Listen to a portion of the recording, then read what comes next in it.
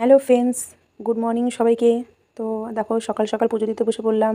আজকে হচ্ছে সোমবার, তো পুজো দিয়ে চলে যাবো রান্নাঘরে রান্না করতে। তার আগে পুজোটা দিয়ে নিই। সোমবার যেহেতু শিবের মাথায় জল ঢালি, প্রতি সোমবারই ঢালি। এবার পুজোটা দেওয়া হয়ে গেলে চলে যাবো রান্নাঘরে। আর সোমবারে আমরা নিরামিষ খাই। তো অনেকদিন ধরে বড়রা আবদার ছিল যে আমাকে একদিন সয়াবিনের বিরিয়ানি রান্না করে খাওয়াবে, তো কেমন হয়।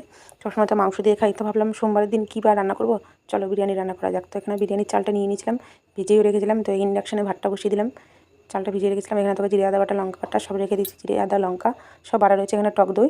এখানে আমি সয়াবিনটা লাল লাল করে ভেজে নিচ্ছি আগে। লাল লাল করে ভেজে নিলে সয়াবিনটা একটু বেশি টেস্ট হয়।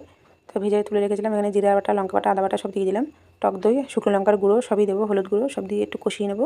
কষানো হয়ে গেলে ভালো করে একটু কষিয়ে নিয়ে তোমার সয়াবিনটা দেবো। তার আগে দিয়ে দিচ্ছি টক দইটা। টক দইটা দিয়ে একটু কষিয়ে নিতে হবে।